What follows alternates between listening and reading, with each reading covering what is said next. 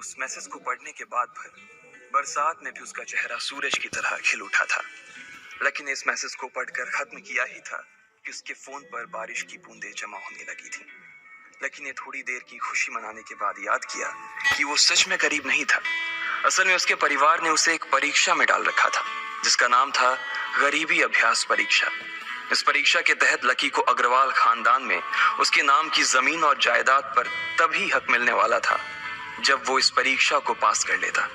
अचानक से उसे याद आया कि वो गरीब नहीं था बल्कि गरीब होने की परीक्षा दे रहा था। हालांकि परीक्षा देते देते उसे 8 बरस हो चुके थे, इसलिए उसे एहसास होने लगा था कि वो कभी परीक्षा को पास ही नहीं कर पाएगा और हमेशा हमेशा के लिए गरीब ही रह जाएगा। अच्छा हुआ चली गई, अब मिलना कभी। लकी ने होटल की तीसरी मंजिल की ओर देखा और पानी के अंदर ही अपना पैर पटक दिया। वो डिंपल को कोस रहा था। उसने अपनी मोटरसाइकिल उठाई और फिर से चमन मेडिकल स्टोर जाने के लिए मुड़ने लगा। अगले दिन जब लकी की आंख खुली तो वो सीधा उठा और तैयार होकर शहर के सबसे बड़े बैंक न्यू सिटी बैंक पहुंच गया। न्यू सिटी बैंक न सिर्फ शहर का सबसे बड़ा बैंक था बल्कि वो सबसे अमीर बैंक भी था। वहां पर उसके दरवाजे के बाहर महंगी से महंगी गाड़ी खड़ी थी। भाई, अब इसमें से कौन सी नई गाड़ी लेगा, लकी ने मन ही मन सोचा। उसे यकीन नहीं हो रहा था कि कल तक तो वो एक मोटरसाइकिल तक नहीं खरीद पा रहा था और आज वो एक कार, और वो भी इतनी महंगी कार खरीदने की सोच रहा था। फिर उसने अपनी नजर गाड़ी पर से हटाई और बैंक के अंदर जाने लगा। उसने देखा कि बाहर बहुत भीड़ थी और महंगे से महंगे कपड़े पहने लोग बैंक के अंदर जा रहे थे। कहाँ दवाओं की बदबू और कहाँ ये खुशबू।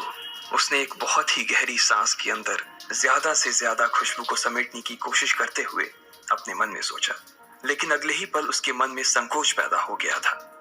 रातों रात लकी की किस्मत तो बदल गई थी, लेकिन उसके कपड़े नहीं बदल पाए थे। इतने बड़े बैंक में वो वही कपड़े पहनकर आ गया था जो वो अक्सर अपने काम पर पहनकर जाता था। पैसे लेते ही ना सबसे पहले नए कपड़े खरीदने हैं, लकी ने अपने आप से कहा और फिर बैंक के अंदर दाखिल होने लगा। जैसे ही उसने दरवाजे को धक्का दिया, उसे आवाज आई, आउच! लकी थोड़ा सा हड़बड़ी में दिखाई दे रहा था और इस जल्दबाजी के चक्कर में वो अच्छे खाने की लड़की थी, इसलिए सॉरी बोलते वक्त ना चाहते हुए भी लकी के हाथ उसके सामने जुड़ गए थे।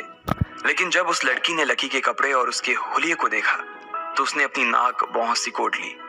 वो लगभग हर रोज इस बैंक में आया और जाया करती थी, लेकिन उसने आज तक इस बैंक के अंदर लकी जैसे फटीचर आदमी को घुसते हुए नहीं देखा था। उसके बालों में से आंवले के तेल की गंध आ रही थी। उसने गुस्से भरी नजरों से लकी की ओर देखा और बोली, क्यों नहीं देख पाए? मैं क्या ट्रांसपेरेंट हूं? तुम्हें इतनी बड़ी लड़की दिखाई नहीं देती? इससे पहले कि बात आगे बढ़ती, उस लड़की ने देखा कि इस बैंक की मैनेजर यास्मीन पटेल उन दोनों की ओर बढ़ी चली आ रही है। उसने भी लकी को देखकर वैसी ही शक्ल बनाई थी जैसी शक्ल उस लंबी लड़की ने बनाई थी। I am so sorry miss, आपको कहीं लगी तो नहीं? यास्मीन ने उस लड़की से पूछा और फिर घिन्न भरी नजरों से लकी की ओर देखने लगी। लकी तमतमाती आंखों से उन दोनों को देखा जा रहा था। वो जानता था कि उसने इतनी जोर से भी दरवाजा नहीं खोला कि उसे चोट लग जाए, लेकिन असल में उसे यह मालूम नहीं था कि वो लोग उसे नहीं बल्कि उसके कपड़े को देख रहे थे। यास्मीन ने लकी को ऊपर से नीचे तक देखा और ना जाने उसके मन में क्यों शक पैदा हो गया। क्या आप मुझे बता सकते हैं कि आप यहाँ पर किस काम से आए हैं? यास्मीन ने बड़ी मुश्किल से अपने चेहरे पर एक मुस्कान लाते हुए कहा। वो उसका हुलिया देखकर ही समझ गई थी कि वो यहाँ का कस्टमर तो नहीं था। लकी ने अपने आप को संभाला और कहा, हाँ, वो मैं अपना पैसा निकलवाने के लिए आया था। पैसे निकलवाने के लिए आए हो? यास्मीन ने लकी की बात को ही दोहराते हुए कहा।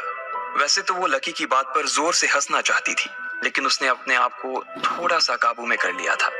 लकी की बात सुनकर उसे लग रहा था कि वो कोई पागल था जो यहाँ जबरदस्ती घुसा चला आ रहा था। हाँ, तो क्या आपके पास कार्ड है? यास्मीन ने उससे आगे पूछा। न्यू सिटी बैंक का कार्ड हासिल करना एक बहुत ही मुश्किल भरा काम था। अगर किसी को भी उस बैंक का कार्ड लेना था तो सबसे पहले उस आदमी को अपने खाते में कम से कम 5 लाख रुपए जमा करवा कर रखने पड़ते थे, तब जाकर उसे कहीं कार्ड मिलता था। लेकिन लकी तो पहली बार ही यहाँ आ रहा था, इसलिए उसके पास कार्ड होने की कोई संभावना ही नहीं थी। लकी जब यास्मीन के सवाल का जवाब नहीं दे पाया तो यास्मीन ने फिर उससे पूछा, मैं पूछ रही हूँ कि आपके पास कार्ड है? वो समझ गई थी कि लकी पागल ही था जो कहीं से भागकर सीधा उनके बैंक में आ गया था। कार्ड नहीं मेरे पास। लकी ने उसके सवाल का जवाब दिया और वो फिर इधर उधर देखने लगा। जैसे ही उस लंबे बालों वाली लड़की ने लकी का जवाब सुना तो वो खिलखिलाकर हंस पड़ी। यास्मीन को तो सिर्फ लग रहा था कि वो पागल है, लेकिन वो लड़की तो अपने मन में मान चुकी थी कि यह लड़का कोई पागल ही है जो कहीं झोपड़पट्टी से यहाँ आ गया है। इससे पहले कि आगे कोई कुछ कह पाता, उस लंबे बालों वाली लड़की के पिता वहां आ गए और बोले, चलो बेटी। उनके हाथों में कुछ कागजात थे। लकी ने देखा कि उन्होंने महंगा सा सूट पहन रखा था। उस लड़की ने यास्मीन के दोनों हाथों को पकड़ा और बोली, यास्मीन देखो, अगर इस तरह के सड़क छाप लोग तुम्हारे बैंक में ऐसे ही घुसते चले आए ना और बाकी कस्टमर्स को परेशान करने लगे तो तुम्हारे बैंक की इमेज और उसके शेयर्स दोनों को काफी नुकसान होगा। एक मैनेजर होने के नाते तुम्हें इन सब चीजों का ध्यान रखना चाहिए। मुझे उम्मीद है कि आगे मेरे साथ ऐसा कुछ नहीं होगा, उस लड़की ने कहा और अपने पिता के साथ बैंक के बाहर चली गई। अपना ध्यान रखना कोयल मैडम, मैनेजर ने उसकी गाड़ी तक छोड़ने के लिए आते हुए कहा। आज तो वो बाल बाल बच गई थी। कोयल और उसके पिता इस बैंक के सबसे पुराने और सबसे वफादार कस्टमर्स थे। अगर आज यास्मीन उन्हें नाराज कर देती और वो उसके बैंक से अपना खाता बंद करवा देते तो शायद यास्मीन की नौकरी तक जा सकती थी। और यह सब हो रहा था उस पागल लकी की वजह से। इसे जल्द से जल्द यहाँ से भगाना पड़ेगा, यास्मीन ने अपने आप से कहा और फिर बैंक के अंदर आने लगी। यास्मीन उसे अपने बैंक से बाहर निकालने के तरीके के बारे में सोच रही थी, मगर जैसे ही वो बैंक में दाखिल हुई उसने देखा कि लकी वहां था ही नहीं। अरे अब ये कहां चला गया, उसने अपने आप से पूछा। वो इधर उधर देखने लगी, लेकिन लकी वहां भी नहीं था। यास्मीन को अच्छे से पता था कि वो उसके सामने तो बाहर नहीं निकला था। इसका मतलब था कि वो बैंक के अंदर ही था, लेकिन यास्मीन उसे ढूंढ नहीं पा रही थी। कुछ देर तक बैंक के सारे कोनों को देख लेने के बाद यास्मीन को लगा कि शायद लकी यहाँ बहुत ही असहज महसूस कर रहा होगा, और जब वो कोयल को दरवाजे पर छोड़ने के लिए आई तब उसके पीछे पीछे वो भी निकल गया होगा। चलो जान बची, यास्मीन ने अपने आप से कहा और अपने केबिन में आकर बैठ गई। जैसे ही उसने आज के दिन की पहली फाइल उठाई थी उसे किसी एक की झलक दिखी। ये कोई और नहीं बल्कि लकी ही था।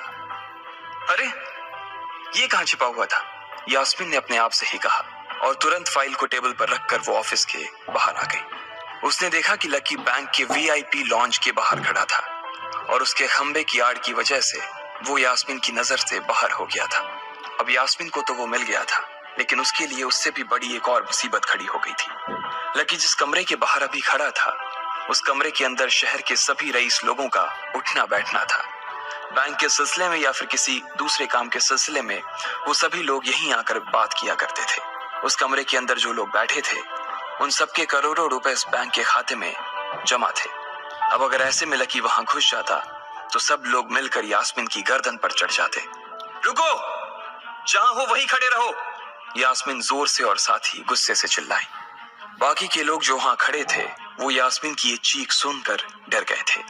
कुछ लोगों को उसकी इतनी जोर से आवाज करने की वजह से गुस्सा भी आ गया था और यास्मीन सबसे मुस्कुराते हुए माफी मांगकर आगे बढ़ती जा रही थी। वो लकी को किसी भी तरह से उस कमरे में जाने से रोकना चाहती थी, लेकिन उससे पहले ही वो उस कमरे के अंदर दाखिल हो चुका था।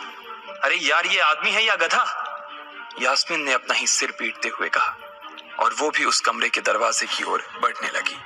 उसने उस कमरे का दरवाजा खोलने की कोशिश की, लेकिन वो अंदर से लॉक हो गया था। बाप रे, ये कैसा, यास्मीन जा रहा था कि ना जाने अंदर लकी और उस रिलेशन मैनेजर के बीच क्या हो रहा होगा। इधर जैसे ही लकी कमरे में दाखिल हुआ वहां का कस्टमर रिलेशन मैनेजर जो कि सोफे पर फैला हुआ था वो उसे देखते ही अचानक सीधा बैठ गया। हेलो सर, कैसे हैं आप, उसके मुंह से बिना लकी को देखते हुए ये शब्द निकले। उसे याद था कि इस कमरे में कुछ खास लोग ही आते थे और जो भी आते थे यास्मीन उनके आने की खबर उसे पहले ही दे देती थी, लेकिन इस वक्त जो आदमी उसके सामने खड़ा था उसे देखते ही वो अपनी जगह पर जम गया था। ना तो वो कहीं से भी वीआईपी लग रहा था और ना ही वो उसका कोई रिश्तेदार था। कौन हो भाई तुम, क्या चाहिए तुम्हें, उस मैनेजर ने 20 साल के जवान लड़के को देखते हुए कहा। मैं यहाँ अपना पैसा लेने आया हूँ, लकी ने सीधे मुद्दे की बात को मैनेजर के सामने रखते हुए कहा। तुम्हारे पास हमारा सुप्रीम कार्ड है, मैनेजर ने उससे ऊपर से नीचे तक देखा और पूछा। नहीं नहीं, मेरे पास कोई कार्ड नहीं है, लकी ने कहा। तो फिर हम तुम्हें कोई पैसा नहीं दे सकते, चलो अभी दरवाजा खोलो और सीधा बाहर निकलो, मैनेजर ने कहा और सोफे पर से उठ गया। नहीं, मैं अपना पैसा लिए बिना नहीं जाऊंगा यहाँ से, लकी भी जिद पर अड़ गया। अरे बोला ना, बिना कार्ड वाले को पैसा नहीं मिलता है, और वो भी पैसा होगा तब तो मिलेगा ना, मैनेजर ने उसके करीब आते हुए कहा, अरे पैसा है तभी तो निकालने आया हूं सर। लकी ने कहा, देख फालतू की बहस मत कर सुबह सुबह, वरना मैं सिक्योरिटी को बुला लूंगा तो वो लोग मार मार कर बाहर निकालेंगे तुझे। लकी यह सुनकर घबरा गया था। मैनेजर के चेहरे का गुस्सा उसे साफ नजर आ रहा था, लेकिन ऐसा भी नहीं था कि वो झूठ बोल रहा था। भले ही उसके पास कार्ड नहीं था, लेकिन इसका मतलब ये नहीं था कि वो अग्रवाल खानदान का लड़का नहीं था। जैसे जैसे मैनेजर उसकी ओर बढ़ता चला जा रहा था, लकी का डर भी बढ़ता जा रहा था। मैनेजर को लग रहा था कि वो कोई संकी था और वो उसे धक्का मारकर बाहर निकालने के लिए आगे बढ़ ही रहा था कि अचानक घबराए हुए लकी के दिमाग में एक आइडिया आया। फिंगरप्रिंट! उसने अपना अंगूठा कमरे में मौजूद उस मैनेजर के सामने उठाते हुए कहा। फिंगरप्रिंट? कौन सा फिंगरप्रिंट? मैनेजर ने चौंकते हुए पूछा। अरे अरे आपने कहा ना कि आपको कार्ड चाहिए, पर मेरे पास कार्ड नहीं है, फिंगरप्रिंट है, और मुझे मालूम है कि आपके यहाँ फिंगरप्रिंट से भी पैसे निकलते हैं। ये कहते ही लकी ने एक राहत की सांस ली थी, लेकिन मैनेजर को यह समझ नहीं आ रहा था कि आखिर लकी को फिंगरप्रिंट की जानकारी मिली कैसे। तुम फिंगरप्रिंट यूज करना चाहते हो? मैनेजर ने लकी को घूरते हुए पूछा। लकी की शक्ल और उसका हुलिया मैनेजर के लिए उसकी बातों से मेल नहीं खा रहा था। हाँ, मैं फिंगरप्रिंट यूज करना चाहता हूँ सर, लकी ने सीना चौड़ा करते हुए कहा। उसे इस तरह देख तो मैनेजर और भी कंफ्यूज हो गया था। मैनेजर ने सोचा कि उसे एक चांस देना चाहिए, इसलिए उसने लकी को फिंगरप्रिंट इस्तेमाल करने की इजाजत दे दी थी। वो अपनी टेबल के पास गया और उसके दराज में फिंगरप्रिंट वाली मशीन ढूंढने लगा। 2-3 ड्रॉर में झांकने के बाद आखिरकार उसे वो मशीन मिल गई थी। चुपचाप यहाँ पर अपना अंगूठा लगाओ, मैनेजर ने मशीन को आगे बढ़ाते हुए लकी से कहा। लकी ने अपनी फटी हुई पैंट के पिछले हिस्से में अपना अंगूठा पोंछा और फिर उस मशीन पर लगा दिया। 2 सेकंड बाद मशीन में से एक आवाज आने लगी। उसके अंदर एक लाल बत्ती चल रही थी और वो जोर जोर से बीप कर रही थी। देखा, तुम्हारा फिंगरप्रिंट मैच नहीं कर रहा है। मैंने पहले ही बोला था कि कोई खाता नहीं है इस बैंक में तुम्हारा। मैनेजर ने लकी को ऐसे देखा जैसे वो कोई बड़ा अपराधी था। मैनेजर उसकी पैंट की ओर देखने लगा। उसे लग रहा था कि लकी ने अपनी जेब में कोई हथियार छुपा रखा था और वो मैनेजर को बेवकूफ बना रहा था। इससे पहले कि लकी अपनी जेब से कोई बंदूक या बम निकालता, मैनेजर ने अपना फोन निकाला और पुलिस का नंबर लगाने लगा। लकी ने उसकी स्क्रीन पर देख लिया था कि वो 100 नंबर पर फोन लगा रहा था। लकी बुरी तरह से घबरा गया था। वो बहुत ही उत्साह और जोश में अंदर तक तो चला गया था, लेकिन उसे मालूम नहीं था कि वो इतनी बड़ी मुसीबत में फंसने वाला है। अब आगे क्या होने वाला था? क्या लकी उसे पुलिस को बुलाने से रोक पाता? कहीं उसे कोई फेक मैसेज तो नहीं आया था? लकी कैसे इन मुसीबत से बाहर निकलेगा?